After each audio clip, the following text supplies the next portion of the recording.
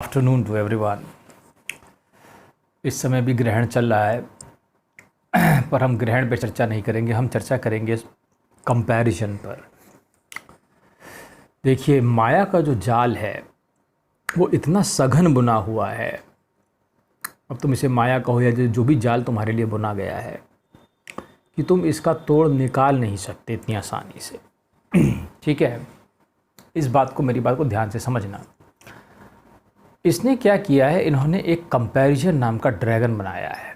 वैसे तो तुम चाइनीज़ ड्रैगन को जानते हो, लेकिन ये भी एक ड्रैगन है जो कि कंपैरिजन कराता है, हर चीज़ में तुलना डालता है और ये तुम्हें फंसा देता है। यहाँ पर देखो कैसे फंसाता है, मैं तुम्हें समझाता हूँ। मान लो कोई लड़की है, वो सुंदर है, ठीक है, वो अपने मोहल्ले की सबसे सुंदर लड़की है, ऐसा कल्पना करो, तो वो थोड़ा इतराएगी क्योंकि वो स्वभाव है उसका।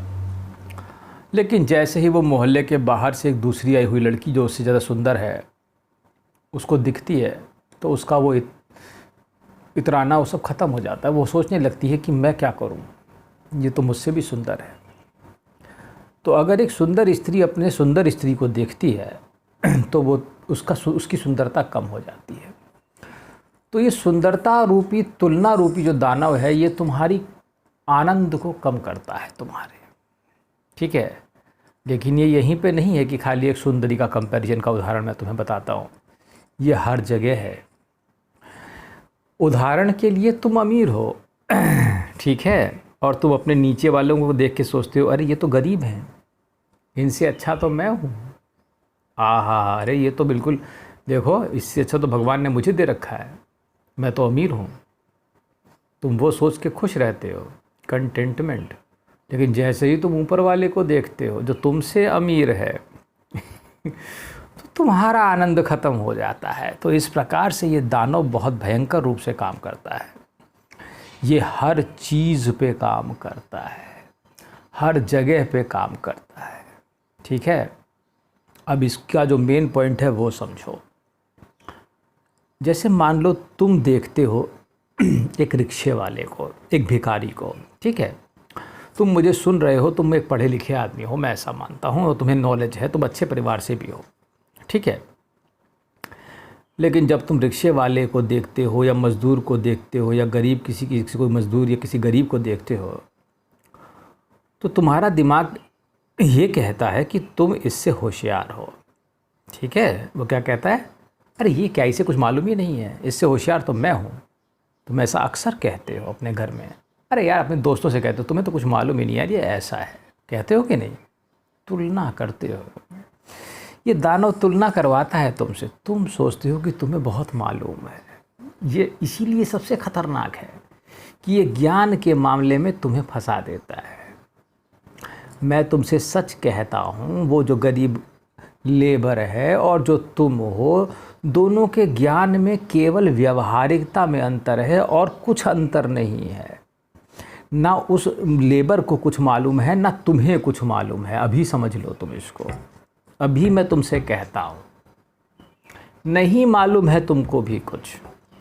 और ये ड्रैगन तुम्हें बताता है कि तुम्हें कुछ मालूम है और तुम नॉलेजेबल हो।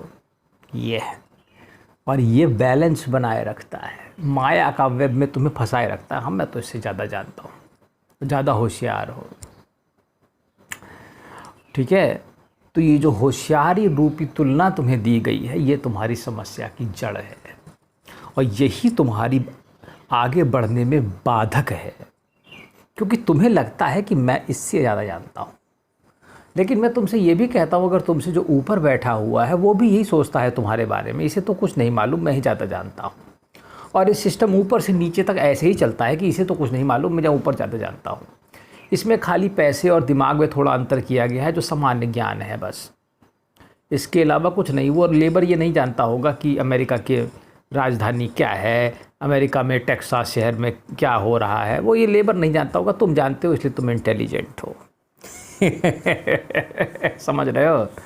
या हो सकता है तुम्हें गणित के 2-4 सवाल आ जाते हो, टेक्निकल इलेक्ट्रोकेमिस्ट्री, तुमने कोई इंजीनियरिंग की हो, फलाना परम्यूटेशन कॉम्बिनेशन के सवाल तुम लगा लेते होगे।